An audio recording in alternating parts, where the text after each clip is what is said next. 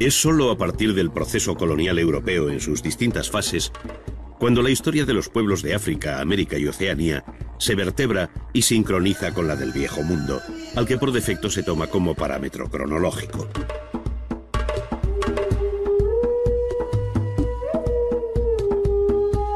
Ello entraña, sin embargo, muchas dificultades, pues desde la concepción del mundo hasta la idea de arte o de estilo, si es que en algún caso se dan,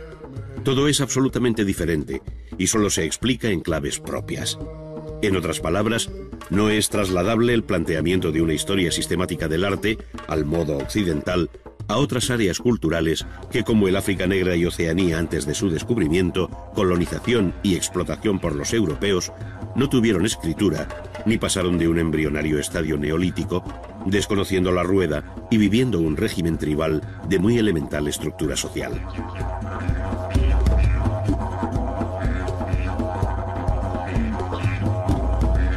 En tales condiciones, no cabe esperar sino una producción artística de limitado alcance,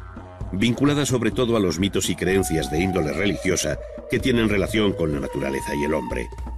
Probablemente la expresión más cumplida de esta realidad sea la máscara, pero la máscara viva,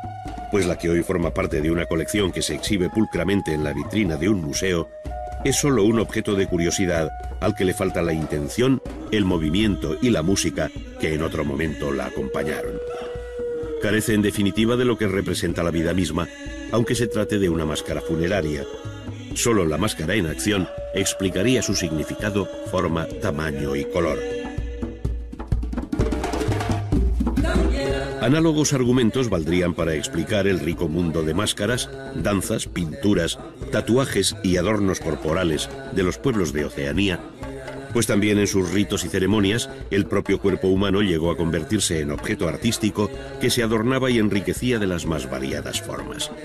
Muchas de estas expresiones artísticas, consideradas como primitivas, han permanecido luego como soterrada herencia en la memoria del hombre hasta nuestros días.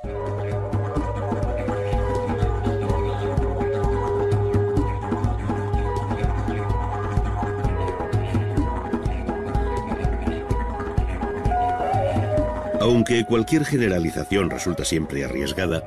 cabe afirmar que más allá del matizado universo de la máscara, fue la escultura la expresión artística más compleja y que mejor se identifica con las preocupaciones existenciales, tanto en el África Negra como en Oceanía. Sabemos que las regiones estilísticas de ambos continentes son muchas y diversas, pero es posible concluir que la escultura tendió a un formato pequeño, trabajada habitualmente en madera, y que tuvo casi siempre un sentido religioso, o trascendente cuando menos, donde los antepasados pesan en la memoria individual y colectiva del grupo. Desde el punto de vista formal, la pequeña escultura tendió hacia la abstracción, haciendo de la figura humana la imagen más repetida, aunque sin desconocer la presencia de animales como el antílope o el búfalo en África.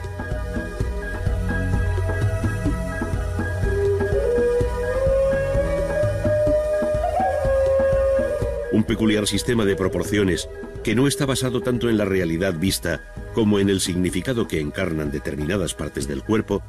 hacen de la estatuaria figuras de proporciones esbeltas, solas o en pareja, con grandes cabezas, donde los ojos cobran un protagonismo esencial,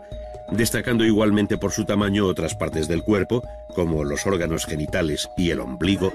todo ello dentro de una concepción primaria de la existencia humana integrada en la naturaleza.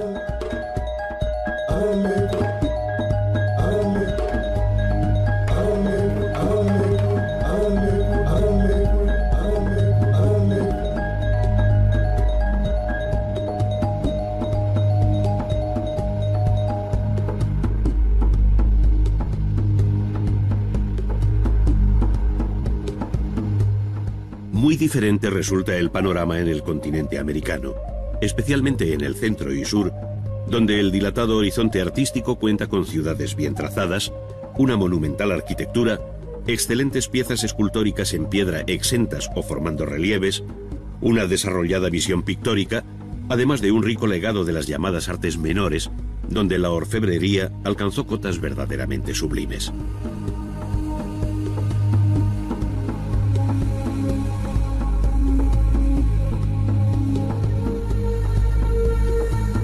Sin duda ello se debe a una sociedad más compleja y desarrollada que conoció la escritura y un desarrollo técnico verdaderamente notable que tuvo en la cultura de los mayas, aztecas e incas sus índices más altos. Sin embargo, no fueron estos unos episodios aislados, sino que tienen su engranaje en una tupida historia cuyo calendario se sucede de acuerdo con un sistema propio de medir el tiempo.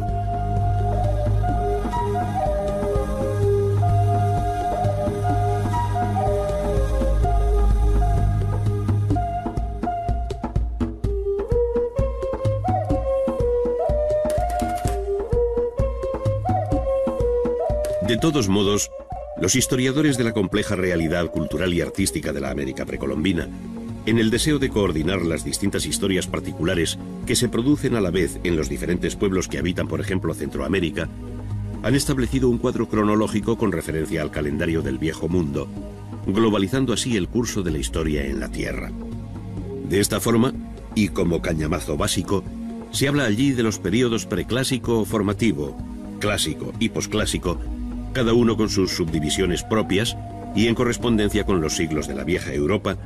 que permiten mostrar en paralelo las coincidencias en el tiempo de los toltecas y mixtecas, por ejemplo,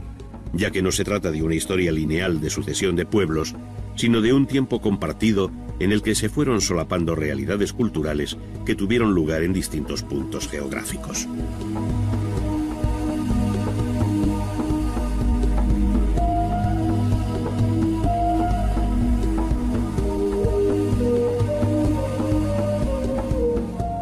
Concretamente, en el México antiguo, cuando todavía no habían desaparecido los olmecas del Golfo, ya habían florecido en la región de Oaxaca los zapotecas, con un primer calendario de 260 días en la ciudad de Monte Albán. En paralelo habían surgido en otros lugares la cultura de Teotihuacán, la civilización de El Tajín y el imperio maya que sobrevivió hasta 1521, año en que los mayas quiché fueron vencidos por los españoles en la batalla de Utatlán, en tierras de la actual Guatemala.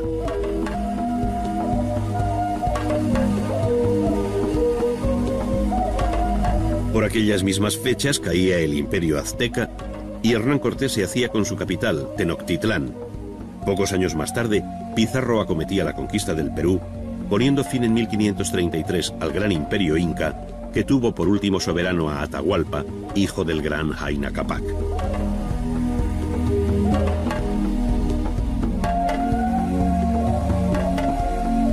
Terminaba así una larga y fructífera historia que aportó al mundo del arte algunos de sus capítulos más bellos, cuyo reconocimiento universal queda patente en la declaración como Patrimonio de la Humanidad de lugares como Teotihuacán, Palenque, Chichén Itzá, Uxmal, El Tajín y un largo etcétera, hasta llegar a Cuzco o a las cumbres de Machu Picchu, desde donde pudieran divisarse los horizontes más lejanos de aquella historia a la que se sobrepone la no menos fecunda de la etapa colonial española.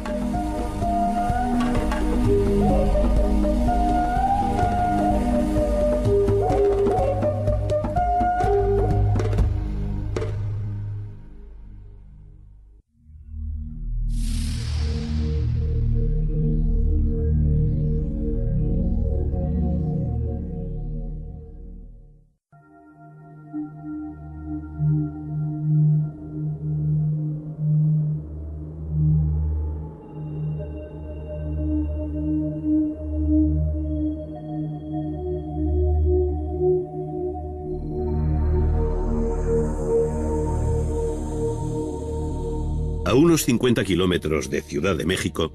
se encuentra una de las maravillas del mundo antiguo, cuyo actual silencio, solo roto por las voces de sus visitantes, dista mucho del rumor urbano que emanaba de aquella imponente ciudad que llegó a ser Teotihuacán, la ciudad de los dioses. Situada sobre un amplio valle de la meseta central de México, a más de 2000 metros de altura y bordeada por dos cadenas montañosas, cuenta con un río conocido hoy como de San Juan. La actual zona arqueológica en torno al centro ceremonial ocupa unas 200 hectáreas, pero en su momento de mayor expansión urbana, la ciudad debió alcanzar las 1500 hectáreas, una de las mayores ciudades del continente americano antes de la llegada de los españoles. Su población se calcula en 150.000 habitantes. Pero no son estas cifras las que hacen excepcional a Teotihuacán, sino la madurez de su planteamiento urbano como ciudad planificada con claras funciones ceremoniales y administrativas, además de constituir un importante mercado. Junto a su monumental arquitectura religiosa y civil, Teotihuacán cuenta también con magníficos palacios y ordenados barrios de artesanos y agricultores, es decir, una verdadera ciudad en el sentido moderno del término. El conjunto de Teotihuacán está dominado tanto sobre el plano como en su realidad tridimensional por las pirámides de la Luna y el Sol, vinculadas ambas a la gran calle de los muertos. A esta verdadera espina dorsal de Teotihuacán se incorporan otros elementos tan singulares como la ciudadela o templo de Quetzalcóatl, la gran plaza llamada del Mercado, además de otras plazas y palacios como el de Quetzalpapalotl, pirámides menores y finalmente en segunda línea, la más modesta pero no por ello menos ordenada, Ciudad de los Vivos. La concepción monumental de las principales construcciones, como la Pirámide del Sol, que alcanza 60 metros de altura sobre una base de unos 200 metros de lado. La bella composición simétrica del conjunto dominado por la calle de los Muertos, de algo más de 2 kilómetros de larga por 45 metros de ancha, con la Pirámide de la Luna como fondo de perspectiva. Y la belleza exquisita de los elementos escultóricos y pictóricos que dulcifican toda esta arquitectura de cortantes y escalonados volúmenes, hablan del altísimo grado alcanzado por la cultura de Teotihuacán, comparable en este plano a los conjuntos urbanos de mayas y aztecas, con los que sin duda hay nexos de unión. Parece seguro que los resortes de este fenómeno urbano radican en que aquí recibieron un culto muy especial tanto Quetzalcóatl, el dios de la vida representado como una serpiente emplumada, como Tlaloc, el dios de la lluvia, al que se figura como una máscara con varios círculos en los ojos, tal y como aparecen ambos en la pirámide de Quetzalcóatl.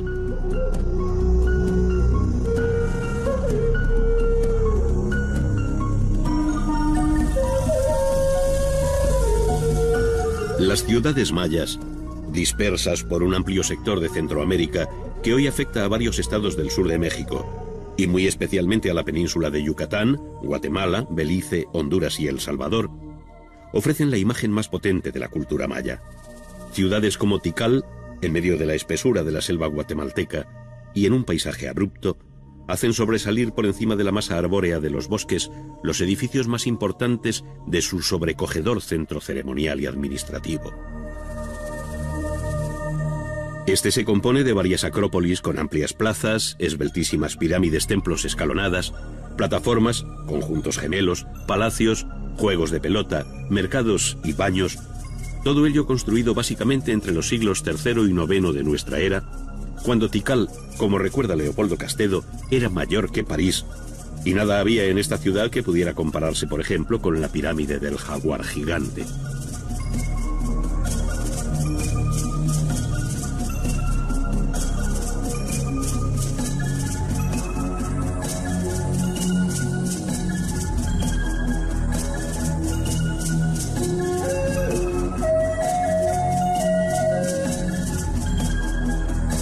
Entre las grandes ciudades mayas destacan nombres como el de Palenque, en las estribaciones de la Sierra de Chiapas, con varias construcciones como la llamada del Palacio, sobre una terraza artificial y sótanos interiores, en el que sobresale una singular torre de vigilancia de varios pisos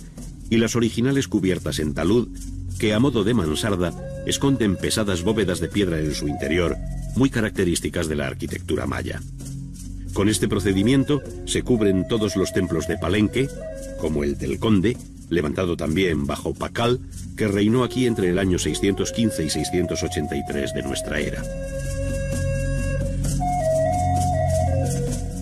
Aquellas bóvedas, llamadas falsas, por su procedimiento constructivo a base de aproximación de hiladas, solían estar decoradas con pinturas al fresco, como aún conserva el conocido Templo de las Pinturas en Bonampak. En ellas y en varios registros se recogen escenas ceremoniales y bélicas que permiten recuperar la vida que en otro momento se agitó en torno a estos solitarios edificios. Tanto la pintura interior como la que exteriormente matizaba en otro tiempo los relieves de los templos y palacios hacen más atractiva si cabe la arquitectura maya,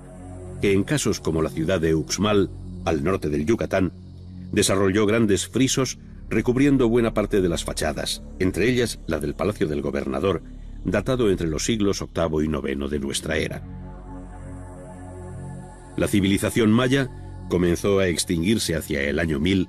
viviendo desde entonces hasta la llegada de los españoles bajo el dominio de otros pueblos procedentes del centro y norte de México, como los toltecas. Mayas y toltecas dieron lugar a un brillante periodo artístico coincidente en el tiempo con lo que en el Viejo Mundo se denomina románico y primer arte gótico, que tiene como referencia principal la ciudad de Chichén Itzá hasta el año 1250, en que se abandona. De aquí emanan algunas de las imágenes más sorprendentes de la arquitectura precolombina, como la pirámide del castillo, con clara influencia de Teotihuacán, muy diferente al templo de los jaguares, que evidencia su origen maya.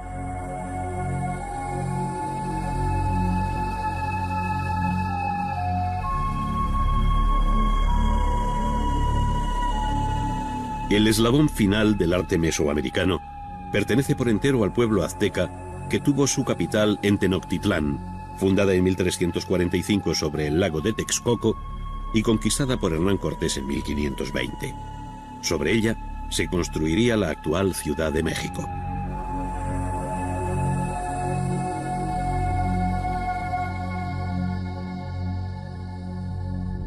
Para encontrar en América del Sur algo comparable en el terreno urbano y arquitectónico a lo visto en Mesoamérica,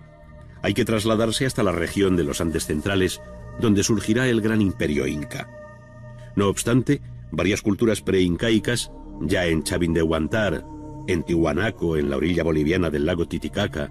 en Chanchán, capital del reino de Chimor, o Pachacamac, entre otras, levantaron ciudadelas, palacios y templos en piedra o adobe de una gran severidad, que delatan un horizonte y una estética muy personal y distinta a lo conocido en otras áreas precolombinas.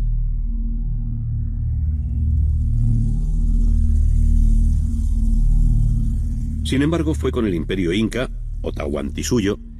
que partiendo del valle peruano de Cuzco, llegó a dominar el altiplano y costa del Pacífico, desde el sur de Colombia hasta el centro de Chile, cuando se construyeron las obras más colosales con una técnica que todavía sorprende, entre otras cosas, por su perfección en el ajustado encaje de los elementos pétreos.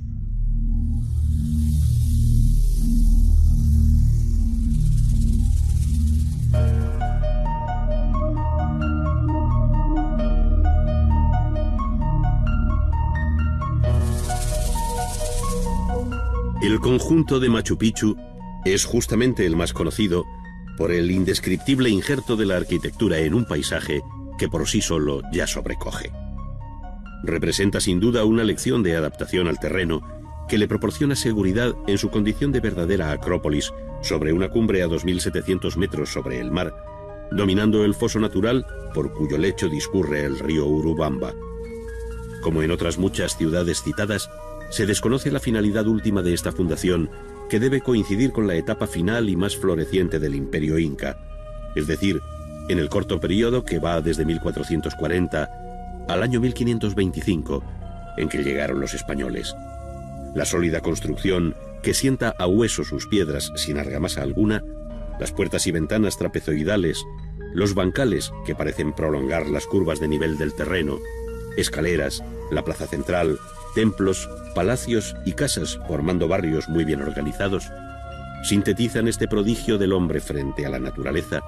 que inspiraron a Pablo Neruda su poema Alturas de Machu Picchu.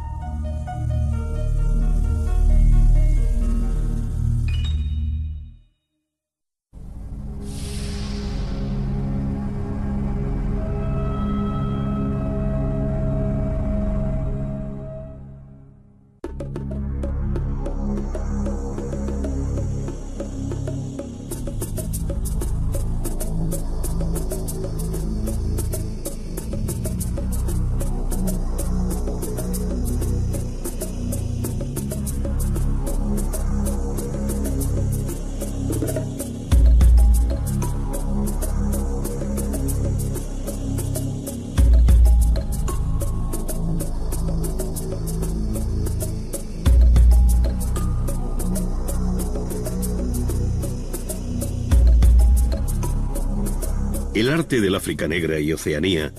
más allá de su interés etnográfico, irrumpió en el arte occidental de un modo brusco de la mano de algunos de los hombres más significativos del arte moderno, como fueron entre otros Gauguin y Picasso.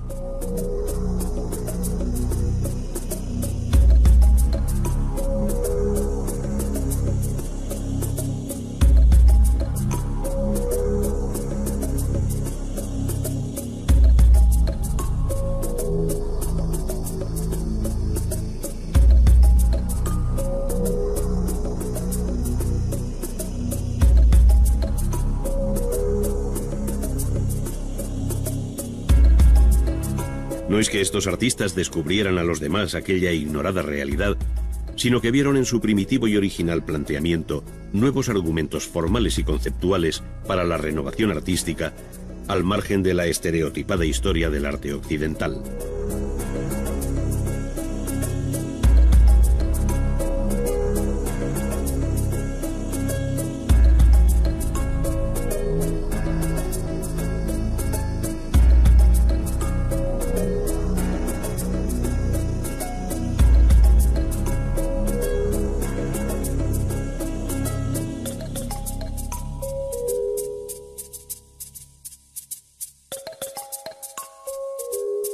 Desde entonces, y a lo largo del siglo XX, no ha cesado la admiración de las realizaciones escultóricas del arte africano, cuyo sentido religioso y uso ritual dan un interés muy específico a las estatuillas de terracota, bronce o madera, así como al amplio y enigmático mundo expresivo de las máscaras.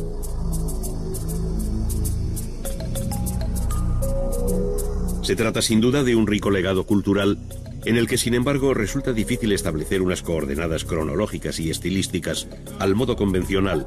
al carecer de una historia escrita sobre los diferentes pueblos que habitaron a lo largo de siglos la costa del Golfo de Guinea y las tierras que se extienden al norte y sur del Ecuador.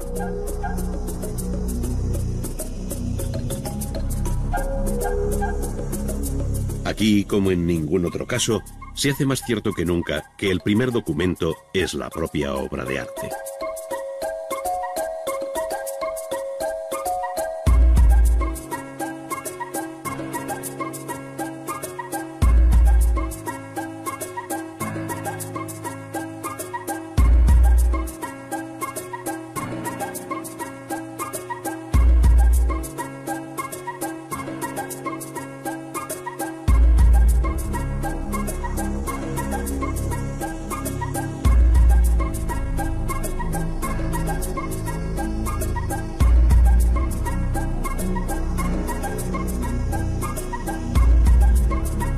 El modo tradicional de acercarse a este complejo mundo cargado de matices locales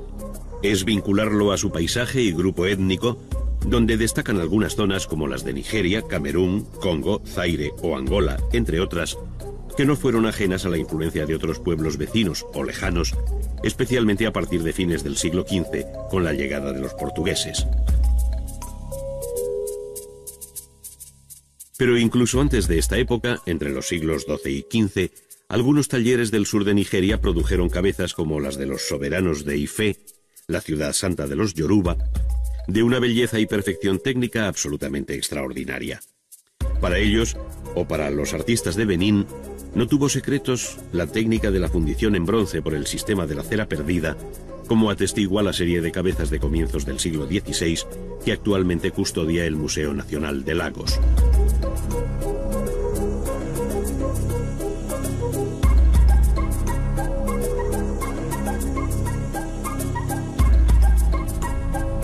La arquitectura alcanzó escaso desarrollo en el África Negra y apenas si cabe reseñar algo más allá de las cabañas de madera constantemente renovadas.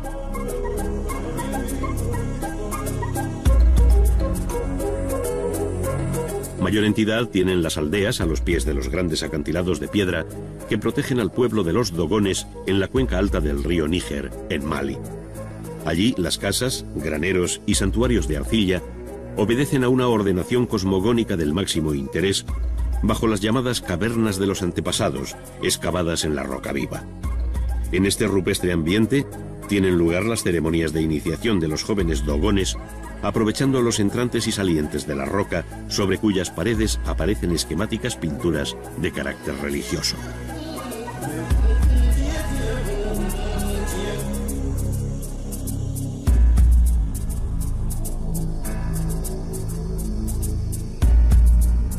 Hasta la llegada del Islam, que exigió la construcción de mezquitas, no cabe hablar de una arquitectura propiamente monumental, al menos en el África occidental. De tal modo que las construidas en arcilla, en Kufo, Tombuctú o en Djenné, esta última levantada en 1909 sobre otra muy anterior, constituyen los ejemplos más notables de una arquitectura cuyo primitivo carácter es evidente por su forma y técnica constructiva.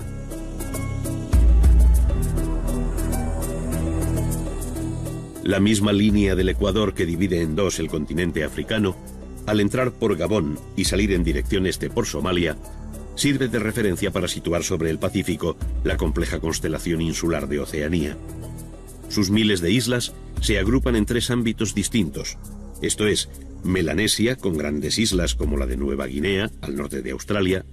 Micronesia, con los archipiélagos de las Marianas y Carolinas,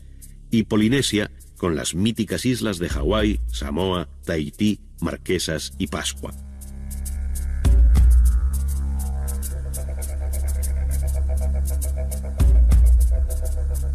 Tanto aquí como en el África Negra, el arte de las máscaras e idolillos se vincula al mundo de los dioses relacionados con la vida y la muerte, al cielo y la tierra, al culto a los antepasados, la lluvia, la fertilidad, la recolección, la guerra y todo un complicado mundo mitológico ajeno al clásico, nórdico o asiático,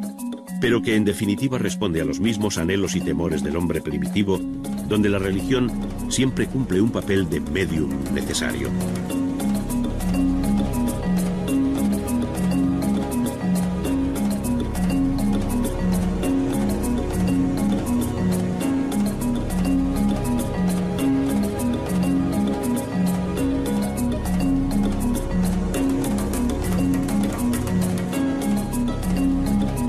El sorprendente y variado paisaje artístico de Oceanía,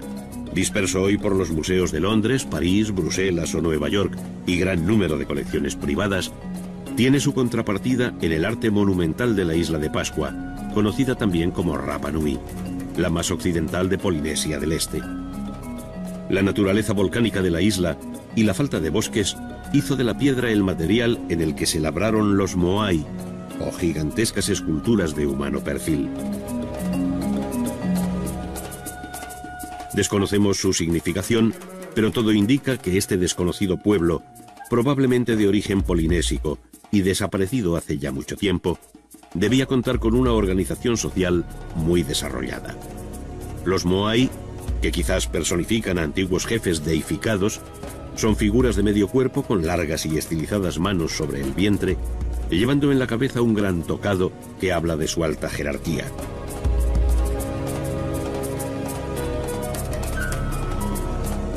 Hoy forman grupos en la costa frente al mar, como esperando atisbar en el horizonte del océano algo que les haga romper su mutismo. Pero fueron ejecutados en la roca viva a muchos kilómetros de su actual emplazamiento. Ello quiere decir que aquel ignoto y primitivo pueblo era sin embargo dueño de una refinada técnica, pues con solo instrumentos de piedra dio forma humana a estos enormes bloques de piedra que pueden llegar a pesar hasta 80 toneladas en los ejemplos de mayor tamaño, ya que su altura varía entre los 4 y 20 metros. Quedaron in situ para siempre, sin llegar a desprenderse de la roca madre del volcán Rano Raraku, produciendo todavía una admiración infinita por lo inexplicable del procedimiento, mediante el cual pudieron trasladar semejantes moles de piedra y dejarlas enhiestas frente al mar, cuya línea del horizonte parece haber fijado para siempre su mirada muda, silenciando todo cuanto nosotros desconocemos acerca de ellos.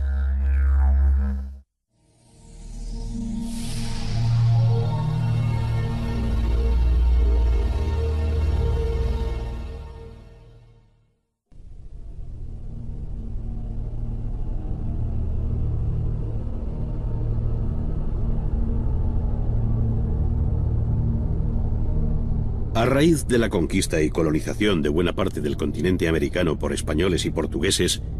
se abrió en las Antillas, México, Centro y Sudamérica un nuevo periodo artístico en el que esta dilatada área geográfica se incorporó a las grandes corrientes estéticas del Viejo Mundo. Tan fecundo injerto dio sus mejores frutos durante los siglos XVII y XVIII, cuando el barroco iberoamericano creó un fascinante mundo formal, donde junto a lo español y portugués en Brasil, afloran matices de gran originalidad respecto a los modelos europeos, debido a un fértil sustrato propio. Tal mestizaje artístico no es sino la expresión plástica de una sociedad compleja, formada por indios, españoles, portugueses, criollos, mulatos, negros y toda suerte de situaciones intermedias que dieron un pálpito muy singular al arte colonial.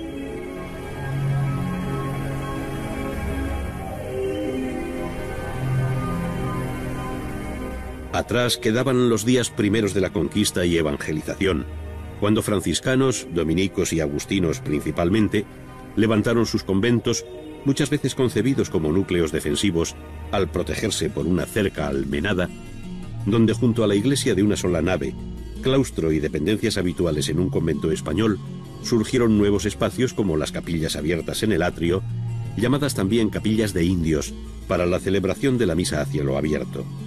o bien las posas en los ángulos del atrio, a modo de pequeñas capillas auxiliares, según pueden verse todavía en el convento franciscano de Huejotzingo, en México, o en el santuario agustino de Copacabana, en Bolivia, este ya del siglo XVII.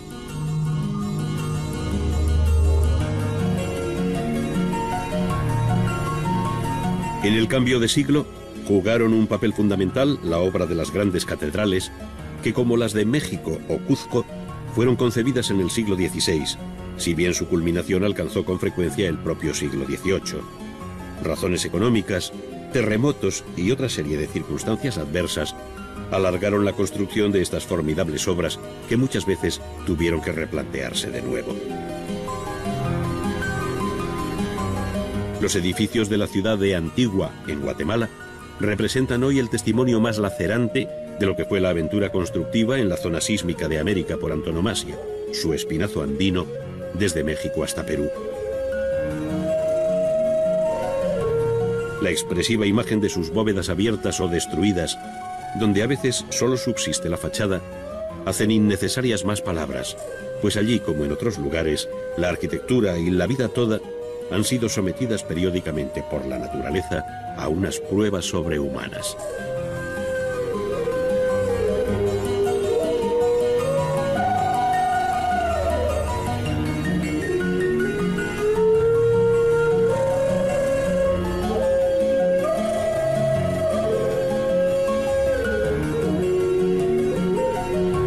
Desde las primeras soluciones platerescas en el siglo XVI hasta las fórmulas decorativas más barrocas que imaginarse pueda, a base de sobrecargados estípites, tan característicos del siglo XVIII, portadas y retablos parecen disputarse la atención del viandante y del devoto, atrayéndolo hacia sí por la compleja espectacularidad de su diseño. Sin embargo, estos elementos no pueden concebirse aislados, sino que lo más frecuente es que formen parte de un todo en el que las barreras entre arquitectura, escultura y pintura desaparecen para configurar un espacio mágico que diluye líneas, quiebra perspectivas y despierta una atmósfera envolvente que aprisiona los sentidos. Así sucede en la Capilla del Rosario de Puebla, tenida ya en el siglo XVII como la octava maravilla del Nuevo Mundo, o en la iglesia de Santo Domingo de Oaxaca, entre otras.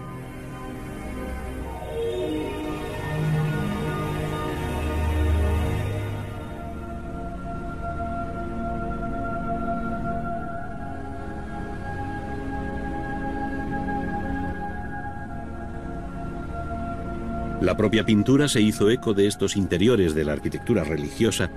donde capillas e iglesias son con frecuencia escenario de algún acontecimiento milagroso, especialmente curaciones, dando luego motivo a su representación pictórica bajo la fórmula del ex voto.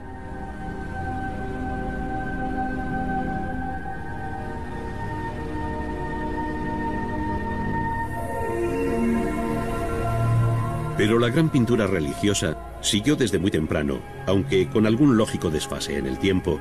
las líneas maestras del arte europeo, desde el manierismo al barroco, cuya presencia en América se apoya en obras importadas, en la actividad de los pintores españoles e italianos que viajaron a aquellas tierras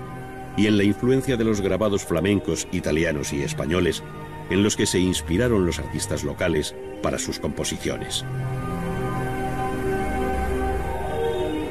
De este modo se distinguen muy bien aquellas obras de gusto europeo de las que produjeron los pintores formados en los talleres locales, donde con frecuencia se percibe el eco de la pintura barroca sevillana,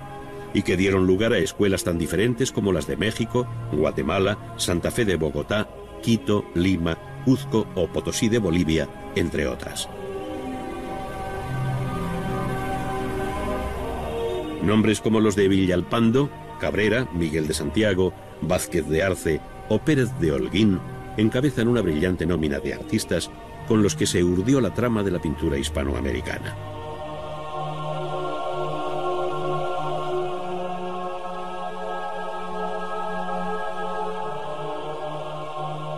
En este panorama cobran especial relevancia por su novedad iconográfica, por la distancia marcada respecto a los modelos europeos y por la fuerte carga religioso-poética de su imagen,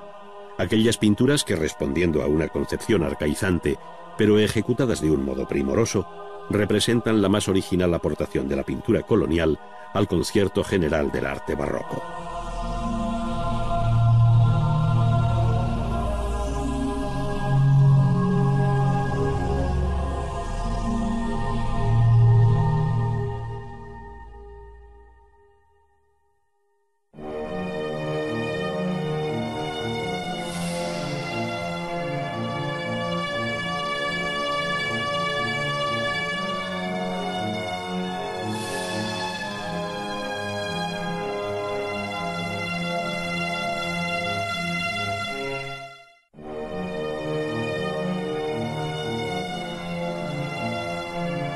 El dibujo siempre ha sido considerado como fundamento del arte, tanto en el mundo antiguo como en el moderno,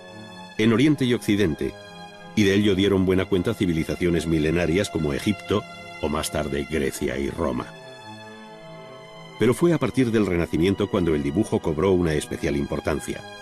Se crearon academias del diseño, como la que en Florencia estableció Cosme de Medici, mientras que Vasari dedicaba sus conocidas vidas a los maestros del dibujo,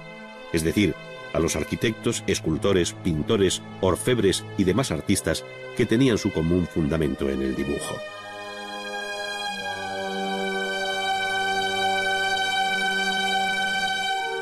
Si la conquista inicial del dibujo fue la de perfilar con una línea el contorno de una figura, esto resulta ejemplar en los bocetos y apuntes que los egipcios dejaron sobre piedras y fragmentos cerámicos. El artista, con un elemental instrumento a modo de pluma afilada, pero que está hecho con un junco, pone en evidencia la seguridad de su mano, que debe vencer tanto la aspereza del soporte como lo rudo del utensilio. Mas cuando hay talento, el arte supera cualquier dificultad.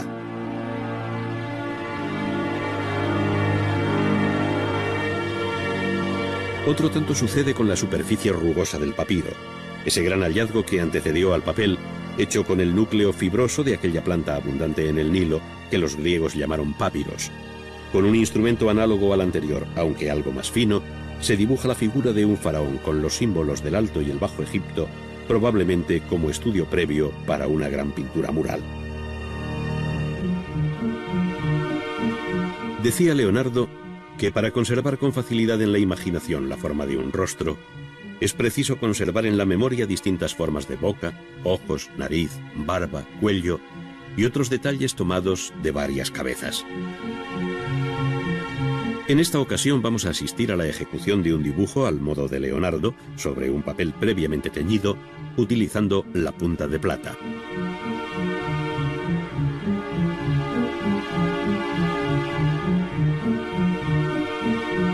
El teñir el papel es un viejo procedimiento que ya lo aconsejaba Cennino Cennini a finales del siglo XIV en su libro del arte. Para ir aprendiendo poco a poco los principios y la técnica del color, conviene practicar otro tipo de dibujo, el que se denomina dibujo sobre papel teñido. Puedes hacer tus tinturas rosadas, violetas, verdes, azuladas, grisáceas o como te plazca, pues todas requieren el mismo temple y el mismo tiempo para moler los colores, y en todas se dibuja de la misma forma. Es decir, Se trata de preparar una solución en la que se trituran y mezclan en el mortero albayalde e índigo macabeo, como recomendaba Cennini para obtener el azul, añadiéndose luego la cola templada. La mezcla obtenida debe ser muy líquida para que el pincel corra bien sobre el papel, que recibe por ambas caras varias manos en distintas direcciones, dejando un tiempo de secado entre una y otra aplicación.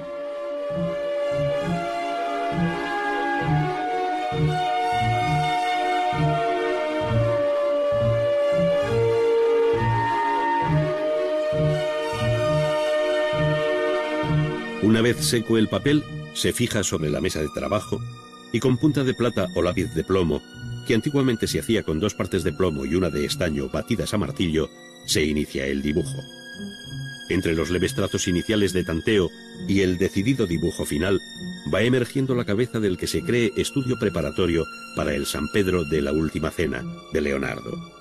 El expresivo y detallado rostro del apóstol está dibujado originalmente en un papel teñido, cuyo tamaño apenas si excede los 14 centímetros de alto por 11 de ancho. ¡Cuánta belleza en tan poco espacio!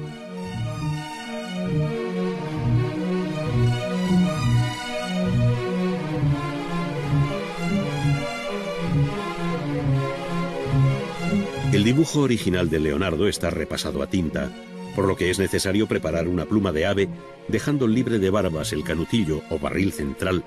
reduciendo su longitud y cortando con especial cuidado la punta. Esta será más o menos pronunciada según se quiera para escribir o dibujar, pues solo en esto se diferencia el instrumento que artistas y escribanos utilizaron durante siglos. Por otra parte, la tinta requiere también una cuidadosa elaboración según el tipo de que se trate. La tinta negra que se utilizó en el Renacimiento era la común, que servía tanto para escribir como para dibujar. En su composición entran a formar parte sales de hierro y ácido gálico, obtenido de las llamadas agallas de roble o encina. Esto es, una sustancia patógena de algunos árboles que en otro tiempo sirvió para producir tintes y curtir las pieles. La adición de goma arábiga como aglutinante asegura y liga la mezcla final.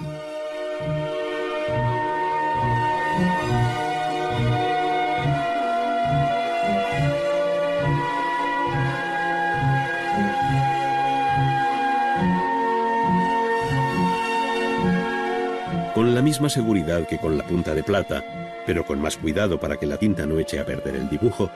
se van repasando las líneas y rasgos más expresivos de la cabeza, que con unos leves trazos adquiere mayor fuerza si cabe.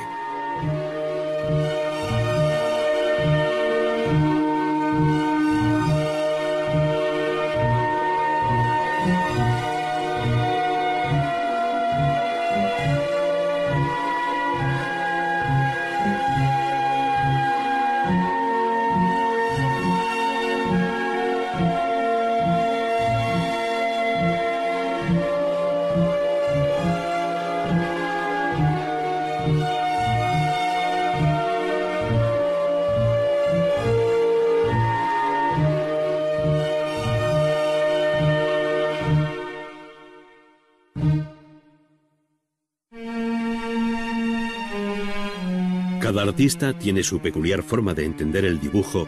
manejando técnicas distintas. Ahora nos fijaremos en el modo de hacer de Miguel Ángel, otro de los grandes genios del arte universal, que contribuyó a hacer del Renacimiento italiano una de las etapas más felices y atractivas de la historia del arte, en la que el dibujo, como diría Vasari, fue la disciplina básica que todo artista debía dominar. El dibujo para Vasari procedía del intelecto y proporcionaba una suerte de juicio universal sobre todas las cosas de la naturaleza. En esta ocasión, nuestro artista prepara el soporte de papel con el tamaño deseado, no dudando en asegurar su unión con una tira del mismo papel sobre el que luego dibujará a carboncillo.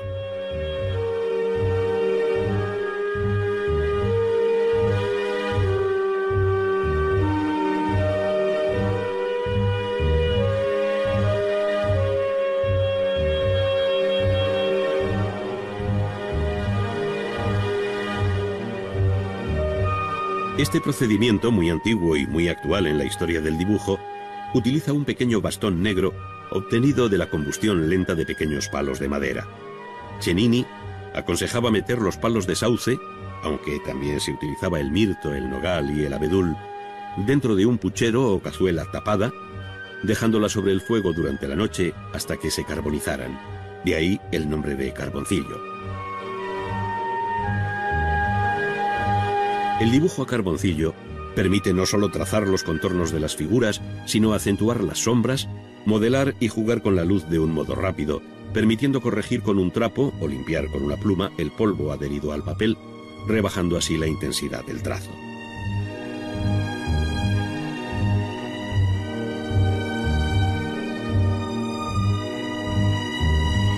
En la copia de esta Madonna con el niño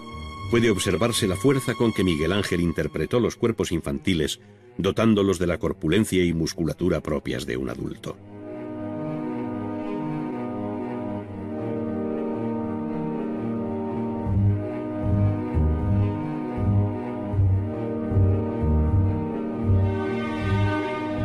Para su modelado se abandona el carboncillo y con una tiza roja, llamada también sanguina, comienza a cubrir la superficie creando tejido epitelial, matizando sombras, realzando el volumen e introduciendo golpes de luz que con tiza blanca y la ayuda de un difumino hacen palpitar este fragmento del dibujo.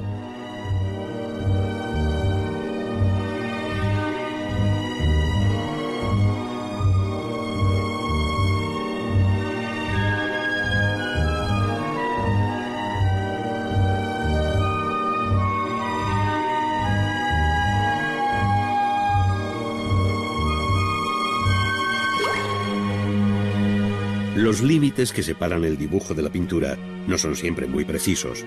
pues ya decía el gran pintor francés Ingres que el dibujo comprende las 3/4 partes y media de lo que constituye la pintura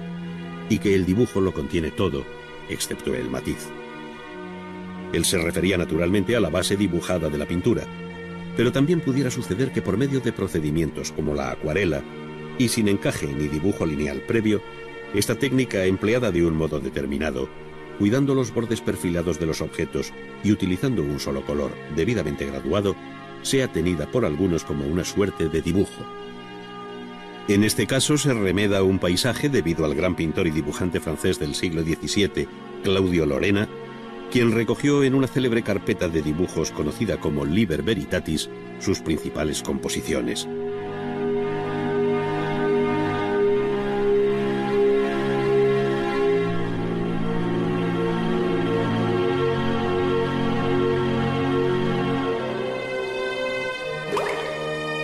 La rompedora imagen de la producción artística del siglo XX, que tiende hacia el informalismo y la abstracción, incluso en el arte figurativo, se caracteriza por el modo libre de su técnica, mientras que apenas si varían sus instrumentos. En muy poco se diferencia el estudio de un pintor del siglo XVII de otro del siglo XX. Los pinceles de siempre, la misma tela, la trementina y el óleo, que ahora más cómodamente se puede adquirir preparado en un tubo.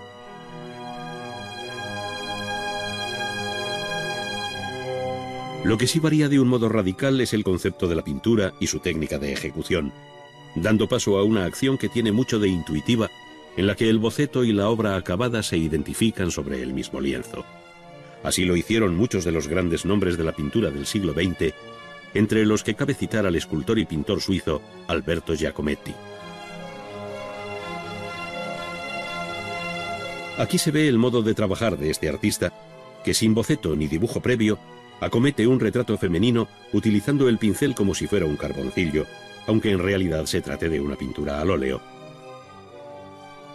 Sin duda, el movimiento de la mano y el pincel se asemeja más al de un dibujante que al de un pintor tradicional.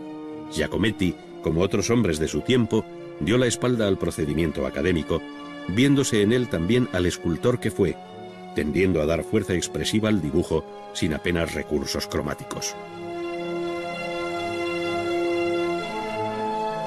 Resulta muy significativo el modo de tratar la cabeza,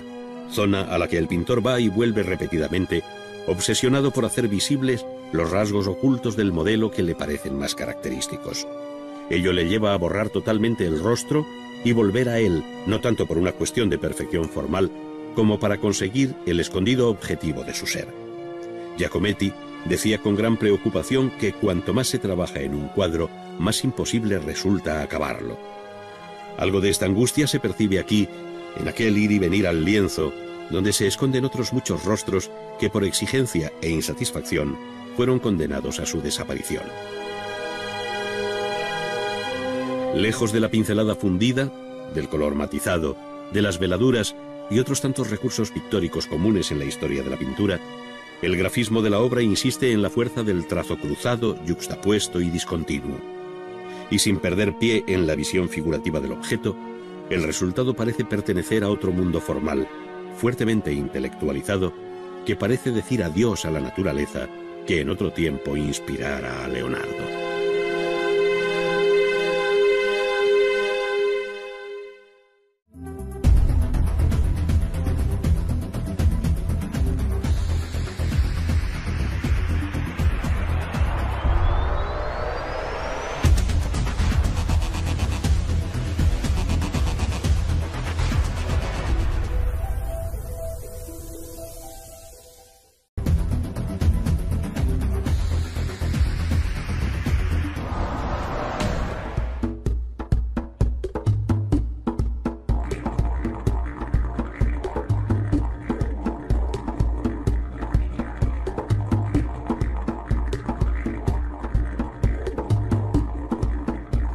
Es sólo a partir del proceso colonial europeo en sus distintas fases cuando la historia de los pueblos de África, América y Oceanía se vertebra y sincroniza con la del Viejo Mundo, al que por defecto se toma como parámetro cronológico.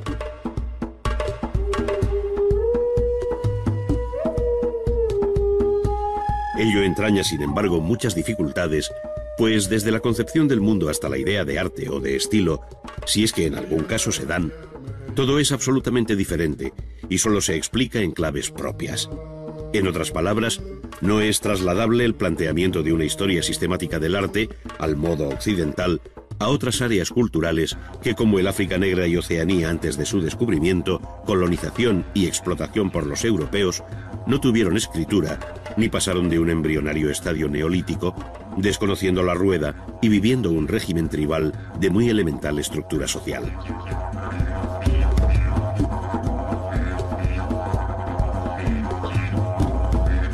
En tales condiciones, no cabe esperar sino una producción artística de limitado alcance, vinculada sobre todo a los mitos y creencias de índole religiosa que tienen relación con la naturaleza y el hombre. Probablemente la trabajada habitualmente en madera y que tuvo casi siempre un sentido religioso, o trascendente cuando menos, donde los antepasados pesan en la memoria individual y colectiva del grupo. Desde el punto de vista formal, la pequeña escultura tendió hacia la abstracción, haciendo de la figura humana la imagen más repetida, aunque sin desconocer la presencia de animales como el antílope o el búfalo en África.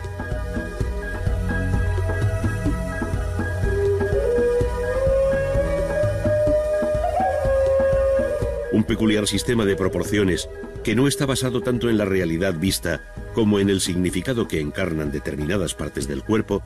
hacen de la estatuaria figuras de proporciones esbeltas, solas o en pareja, con grandes cabezas, donde los ojos cobran un protagonismo esencial, destacando igualmente por su tamaño otras partes del cuerpo, como los órganos genitales y el ombligo, todo ello dentro de una concepción primaria de la existencia humana integrada en la naturaleza.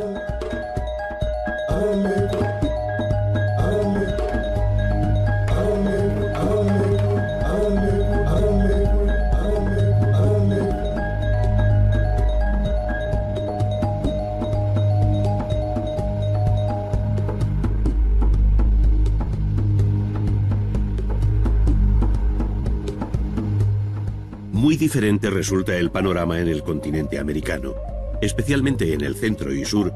donde el dilatado horizonte artístico cuenta con ciudades bien trazadas, una monumental arquitectura, excelentes piezas escultóricas en piedra exentas o formando relieves, una desarrollada visión pictórica, además de un rico legado de las llamadas artes menores, donde la orfebrería alcanzó cotas verdaderamente sublimes.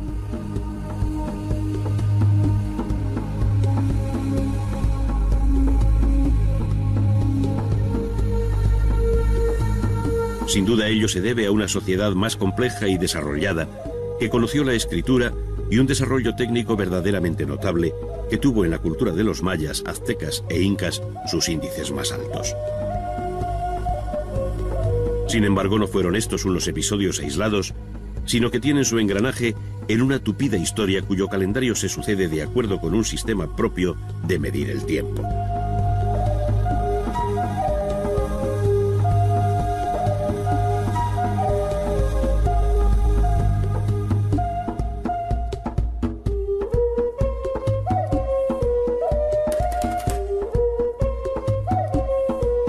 De todos modos, los historiadores de la compleja realidad cultural y artística de la América precolombina, en el deseo de coordinar las distintas historias particulares que se producen a la vez en los diferentes pueblos que habitan, por ejemplo, Centroamérica, han establecido un cuadro cronológico con referencia al calendario del Viejo Mundo, globalizando así el curso de la historia en la Tierra. De esta forma, y como cañamazo básico, se habla allí de los períodos preclásico o formativo, clásico y posclásico, cada uno con sus subdivisiones propias y en correspondencia con los siglos de la vieja Europa, que permiten mostrar en paralelo las coincidencias en el tiempo de los toltecas y mixtecas, por ejemplo, ya que no se trata de una historia lineal de sucesión de pueblos, sino de un tiempo compartido en el que se fueron solapando realidades culturales que tuvieron lugar en distintos puntos geográficos.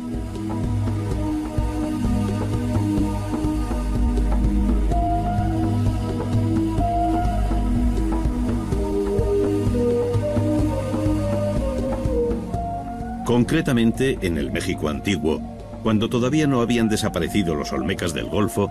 ya habían florecido en la región de Oaxaca los zapotecas, con un primer calendario de 260 días en la ciudad de Monte Albán. En paralelo habían surgido en otros lugares la cultura de Teotihuacán, la civilización de El Tajín y el imperio maya que sobrevivió hasta 1521, año en que los mayas quiché fueron vencidos por los españoles en la batalla de Utatlán, en tierras de la actual Guatemala.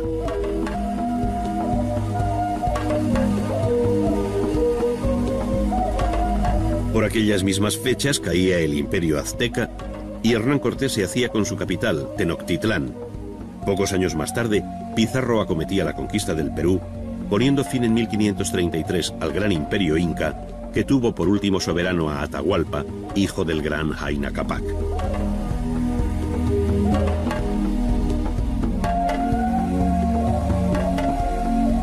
La expresión más cumplida de esta realidad sea la máscara, pero la máscara viva, pues la que hoy forma parte de una colección que se exhibe pulcramente en la vitrina de un museo, es solo un objeto de curiosidad al que le falta la intención, el movimiento y la música que en otro momento la acompañaron. Carece en definitiva de lo que representa la vida misma, aunque se trate de una máscara funeraria. Solo la máscara en acción explicaría su significado, forma, tamaño y color. Análogos argumentos valdrían para explicar el rico mundo de máscaras, danzas, pinturas, tatuajes y adornos corporales de los pueblos de Oceanía, pues también en sus ritos y ceremonias el propio cuerpo humano llegó a convertirse en objeto artístico que se adornaba y enriquecía de las más variadas formas. Muchas de estas expresiones artísticas, consideradas como primitivas, han permanecido luego como soterrada herencia en la memoria del hombre hasta nuestros días.